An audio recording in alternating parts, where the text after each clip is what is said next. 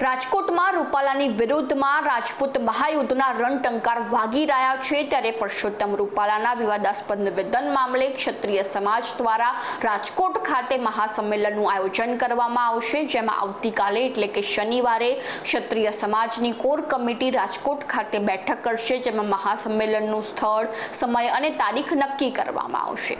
નમસ્કાર, ગુજરાત જો ટીવીની સાથે હું છું મેક્ષુ ઠક્કર। ક્ષત્રિય સમાજના વિરોધમાં વિવાદાસ્પદ ટિપ્પણી બાદ ક્ષત્રિય સમાજનું ઉગ્ર અને આક્રમક વલણ જોઈને ભાજપ રાજકોટ લોકસભા બેઠક ઉપર ઉમેદવાર બદલશે અથવા તો રૂપાલા જાતે જ ચૂંટણી લડવાની ના પાડશે તેવી ચર્ચાઓ ગુજરાત અને ભારતના રાજકારણમાં ઊભી થઈ હતી, પરંતુ દિલ્હીથી પાછા ફર્યા બાદ પરસોત્તમ રૂપાલા ભરપૂર આત્મવિશ્વાસ સાથે ચૂંટણીના પ્રચાર પ્રસારમાં જોડાઈ ગયા છે।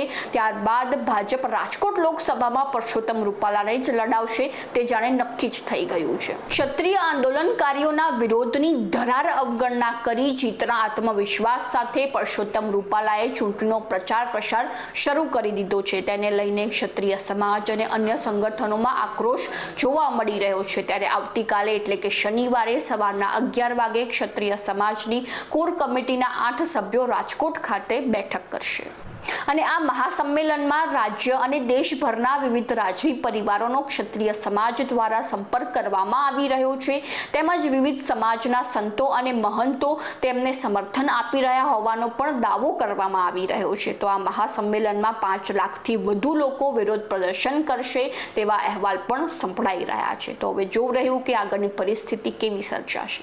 તો આવી જ નવી માહિતીને જાણવા માટે ફોલો કરો જો ટીવી મેક્ષુ ઠક્કર।